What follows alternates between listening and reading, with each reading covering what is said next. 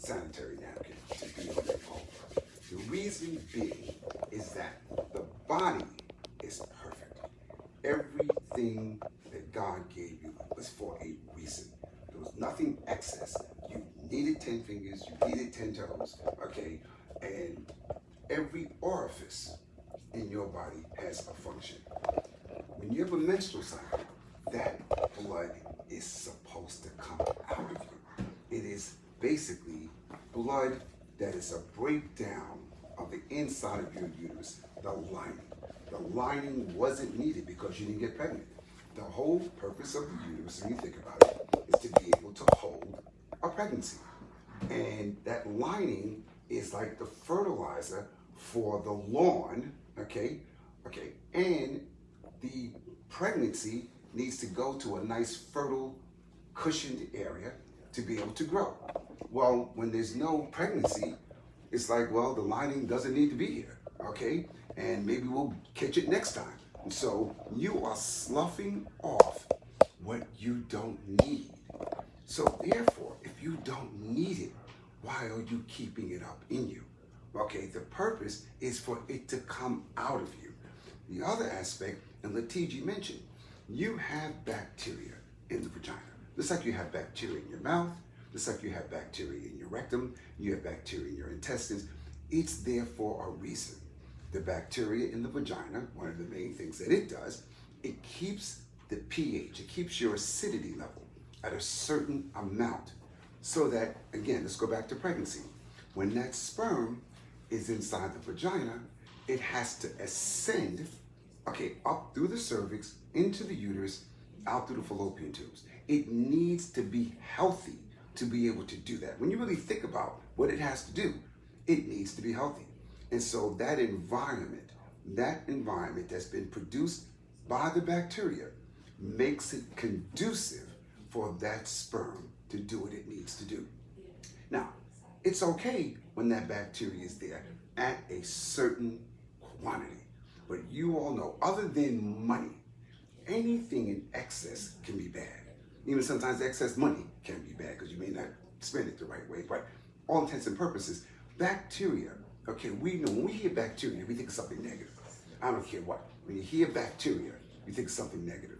That's because we know that bacteria can cause bad things. And the main reason is when the body cannot get rid of the bacteria and it takes over your immune system and causes problems. Well, if you have a tampon up in the vagina that's not allowing that blood to come out, that has bacteria, then what happens? The bacteria just keeps growing and growing and growing. And then it has to go somewhere. It has to go somewhere. And so it looks for any access away from where it is. And so you have that tampon that's right up against the vaginal wall. So what does the bacteria do? It goes through the vaginal wall. And when it goes through the vaginal wall, it then goes into your bloodstream. And then when it goes into your bloodstream, it can affect any organ in your body that receives blood. That bacteria can get to that organ. That's as simple as that. Okay, so when we wear tampons, we are contributing to an unhealthy environment for the total body, not just the vagina, the total body, because we are increasing the ability of something bad to permeate the body. So tampons, just the tampons, that in itself is something that we should not be using. But why do we use it? TG mentioned it, because the pads that on the market weren't doing what we wanted them to do. So it was like, you were under the impression, I'm going to do this because it's better than that. Not realizing that doing the first thing, the tampons, was actually causing you more problems. And this is, I didn't even know what the TG just said, because I'm such an anti-tampon person, I never really even look at the packages, because I know that they're bad. But when she mentioned about toxic shock syndrome, that's like when the Surgeon General tells you smoking can cause these particular problems, or if you look on a bottle of alcohol, It says if pregnant women drink this alcohol, it can cause fetal alcohol, possibly fetal alcohol. So when you have those warnings, okay, it's like buyer beware. That means it's not good. Okay, if they have to warn you about something, then it's not good. Okay, and so I want to kind of get away because I can speak forever. So since about the tampons, but basically the tampons was almost like a necessity. Now let's talk about the graphene because that's kind of my area, and a lot of people you've been hearing the word graphene by several people today. You're probably saying, okay, so I've been hearing graphene here. What is graphene? What is it? Your pencils, the pencil that you write with, that lead pencil is graphite. Okay, it's a graphite pencil. Well, some scientists in the University of Manchester in the United Kingdom, they were able to take graphite and they basically stripped it. They took a layer of it off. They tried to get it as thin as they could, and they got it down to one atom, just an atom, okay?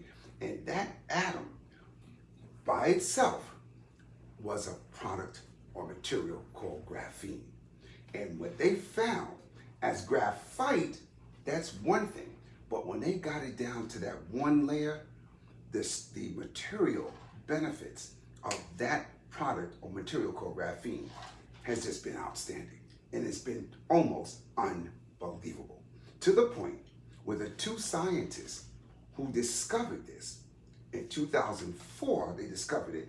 2010, they received the Nobel Prize in Physics because they realized that that material is going to change the world. Just kind of like what plastics did some years ago, where everything was either wood or glass, and how plastic changed. Unfortunately, with plastic, okay, it's not biodegradable, okay? It was convenient, okay, because it could be used for containers, it was light, it was cheap, but they weren't thinking about, okay, but it means it's gonna be here forever. Okay, so when people throw it out into the waters, it's gonna be in the water forever. One thing about graphene itself is more than just a material. It in itself has all sort of, it's energy. It's energy. The reason you saw that light bulb, okay, go off with this strip is that it's energy. And when you think of energy, we don't realize every matter, this TV, your shoes, that cup, that's all energy. That's energy. It's that you don't see the molecules vibrating, but that's energy. Everything is energy. This is why you've heard of hands-on healing, when people go by and they can touch someone, okay? And sometimes people think that's just like, you know, some magic or what. No, you are transmitting energy from your body into someone else, and that energy can have healing qualities. So that is not hocus pocus, that is real, okay? Think about how many times when you walk towards, like at night, and you walk towards a wall, and you can tell, you don't see the wall, but you can feel that you're close to that wall. That's energy. Your body sent off energy and it came back to tell you that. Or you're in a room and you just sense that someone's behind you because energy. So energy is extremely important. And with graphene, it's just energy that has so many properties. It's extremely light, okay? It's transparent, not invisible. It's transparent. It's the strongest material known to man. It can conduct electricity better than any copper wire, okay? And it also can transmit heat. And so what you're going to start to hear, even though Letitia was talking about 5-6 years, oh no, you're going to be hearing this word graphene, okay, over and over and over again, because we now realize that these guys, I say these guys, I call everybody guys, these scientists in the University of Manchester found something phenomenal, okay? And they don't give the Nobel Prize in science, okay, to someone unless they have discovered a world changer. Now I was talking to someone earlier, they'll give a Nobel Prize in peace because sometimes they want to, you know, make that country seem like they're trying to make some move. I mean, that could be a little political. When you get a Nobel Prize in science, that means you've been judged by other scientists, okay, to say that you have come up with something that's a world changer. And these guys came up with something that's a world changer. We are fortunate that we have the sanitary napkin. Letitia showed you, if nothing else, if you just wanted a better napkin that's on the market, forget about the graphene. Just forget about the graphene. Our napkins are better napkins without even adding the benefit of graphene.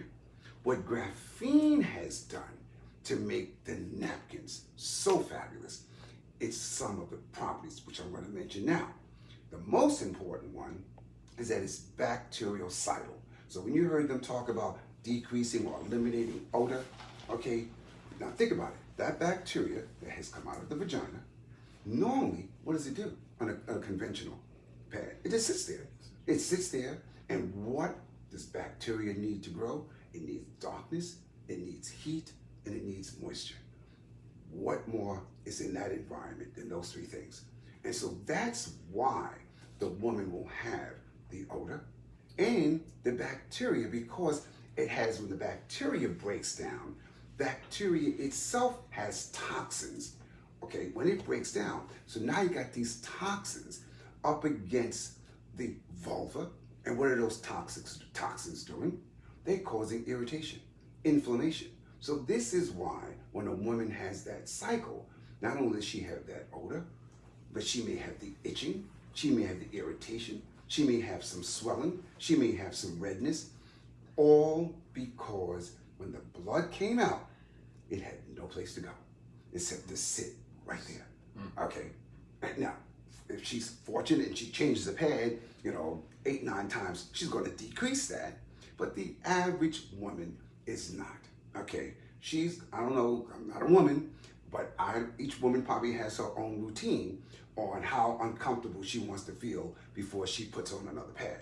Okay. Sometimes it may be lack of pads that she may have with her, that she may have to keep a pad there longer than she wants. Okay, now I'm going to digress just a little bit. As a gynecologist of 40 years, okay, I've seen tampons that women left in the vagina. Now, you talk about something that can cause death, okay, it's something like that. Okay, so what I'm saying is we don't need to have anything touching our body that can cause us harm if you can avoid it. I mean, right now, no, what's out there, you women had to deal with either tampons, which we already talked about, or these ineffective, okay, sanitary napkins. Those are the two choices they had. I mean, when you think about it, neither one is healthy. Neither one is healthy. So a woman, unfortunately, spends most of her life living in an unhealthy situation because of necessity. Our mission, our message is they don't have to do that anymore. They don't have to do. And to me, that in itself is an important message. Before, they didn't have a choice. Now they have a choice. So graphene, it actually will cleave the cell wall of a bacteria. Once you break down the wall, if you have a bacteria, if you do something to break that wall, now the contents, okay, come out. And when the contents come out, it dies. And so what graphene can do is actually cleave the cell wall of bacteria. That's why they're using it for Band-Aids, okay, to help with the healing, okay, because let's face it, we all have bacteria on our skin. Now you have a cut and you put a Band-Aid. Now, think about it. That Band-Aid is kind of like, when you think about it, a mini sanitary napkin. Okay, that blood is sitting right there, bacteria is there. Okay, so eventually your immune system will get that to heal. It will. I mean, not most of us. You have a cut, you put a Band-Aid. Okay, but think about sometimes what some of those scars may look like. Okay, think about maybe how long it may have taken for that to heal. So when they come out, and they are, there's so many things that are being used, but the graphene Band-Aids are going to be able to now get rid of that bacteria which will probably make that incision heal quicker, okay, and probably less scarring. That's just the Band-Aid. So that same principle is with our sanitary napkins. Second thing, so I talked about how it cleaves the cell wall. The other aspect of graphene, one of its other properties, it increases the ability that whatever it is associated with, it increases its absorbability. So when we have the graphene strip with that napkin, it's going to help pull that blood into that polymer. It's going to the point, let's talk about how that's being used besides just in our pads. They're now using graphene in asphalt, okay? In asphalt. So now when we have the rain, you're going to have this material that's going to help to absorb that fluid so that the roads won't be quite as wet, so that the driving will be safer. These are just something, I mean, there's so many avenues that people are going to be using graphene that it's mind-blowing. It's mind-blowing. So it increases the absorbability of the polymer that is associated with. And guess what? Those, when you think about it, those are the two main things that a woman wants. A woman wants that blood away from her, and the woman wants that odor, irritation, redness, swelling to be minimized. And the graphene is going to contribute to those two. Property 3. Okay, we know that I said in the beginning how it is an excellent thermal conductor. Okay, by being a thermal conductor, it will allow, you can't really measure it with a thermometer, but it actually will allow heat to penetrate into the woman's vagina, into her cervix. And what does heat normally do? It causes blood vessels to expand. When blood vessels expand, what's carried in blood vessels? Blood. Kind of a crazy kind of question, but what's in blood? Oxygen, okay? And the more oxygen that you can get to a material, to a part of the body, the healthier it is. This is why diabetics, okay, before the insulin got to where it is now, but in the old days, you could, again, I'm old, so I remember, okay, my parents or grandparents where almost, I don't want to exaggerate, so many people had amputations. So many people had amputations, and it was from diabetes. You very seldom see that as much now because they didn't have insulin back. So what happened is, what the diabetes did, the fact that it affected the blood vessels to prevent oxygen to getting to those tissues. And so if someone was a diabetic, those limbs lacking oxygen began to die. And when it died, it caused infection, like gangrene. And so to save that person, you amputated, okay, whether it was a foot, knee, didn't matter. That's what you had to do, okay? Again, with the advent of the better insulins, you don't see that. But if you ask some of your grandparents, okay, they'll tell you, oh yeah, Uncle so-and-so, he had to have his leg, whatever, because, so think of that, what I just said, how diabetes decreases the oxygen and you see the problems. What graphene does, it expands the blood vessels, which increases oxygen to the tissues, which makes the tissues healthier. And when you have a healthy tissue, what does that mean? It functions better, okay? It works the way you want it to work. So respect, when you hear these testimonials about women saying that the cycles are shorter, the cramping is less, there is a physiologic reason, okay? If I've added oxygen to those tissues, well, guess what? That lining should heal quicker. So it shouldn't take me 9 days for that lining to heal, for my bleeding to stop. It should be less, okay? Because there's more oxygen there, okay? The other thing, well, if there's less bleeding, well, it stands to reason there's probably going to be less cramping, okay? The other thing is the quantity of blood, okay? Because a lot of times it's not just the length of the cycle, but it's the amount, okay? Now, the amount of blood has a lot to do with the surface area, the inside of the uterus that's sloughing, okay? So if you can quickly get the tissue to heal, okay, then you're gonna, stands to reason, decrease the amount of blood that's coming out. And so that is why when you hear about the decreased cramping, the decreased amount of bleeding, you have something that's working for that. So, and there are other, we know that a lot, and I haven't mentioned this in every other talk, so you guys are going to hear this for the first time. The woman's immune system is at its weakest when she is on her cycle. Okay? It is at its weakest. That is proven scientifically.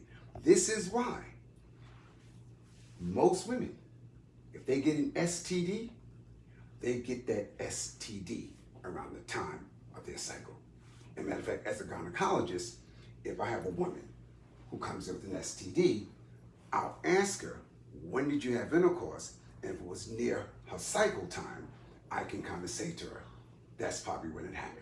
Okay, so the immune system, which means if your immune system, that means your total immune system. That means the vulva, okay, is more susceptible, okay, to the irritation, to the redness, to the swelling. So that's another reason why women experience that around the time of the cycle. It's not only the pad is causing it, but that vulva doesn't have the same integrity to fight these problems. So it's a combination of things. And so our pad, besides it being just a better pad, it has that added health benefit that affects the entire woman. And I say this a lot. We as men, when we think about the women's cycle, we think about those days that she's uncomfortable. But we don't really, I think the men in this room and the men who are part of our mission think differently because they've been given the knowledge and they pass that knowledge on. But the average man, okay, my girlfriend, my wife, she's bleeding for 6 days. So for those 6 days, she's going to be, whatever. And then on the 7th day, she should be fine. And the day before the cycle started, she should have been fine. Now, when you really think about it, if you know your cycle is coming on Tuesday, you already are telling yourself, okay, I know I can't do so-and-so. I'm going to have to wear such and such clothes because sometimes I have accidents. You have to be thinking about something that you have no control over that's getting ready to happen. So you're not happy today knowing that Tuesday you're going to feel miserable. You're somewhat unhappy today. And so it's not, and I understand, it's not those 6 days, everything's fine. There may be days, okay, even before your cycle starts. And let's face it, there's definitely going to be days after your cycle because that redness and irritation, itching, is not going to go away on that 6th day. In other words, that 7th day when you wake up, it's not all gone. And so it's a process of being uncomfortable. It's a process that affects a woman every single month. Okay, so it's not just those days, the days before and the days after. Our sanitary napkins will help minimize those changes as well, which means the total woman will feel better. I'm not going to say she's going to feel great. No one wants to have a cycle, but at least she will not feel those days being as miserable as they are. And let's face it, she was talking about her daughter, 9 days. So let's think about it. You know, if she knew that Tuesday she's going to bleed for 9 days, you know she felt miserable the whole week before. And then after those 9 days, she's lost a lot of blood. So she's weak, she's tired, she's drained, she's irritated, she's red.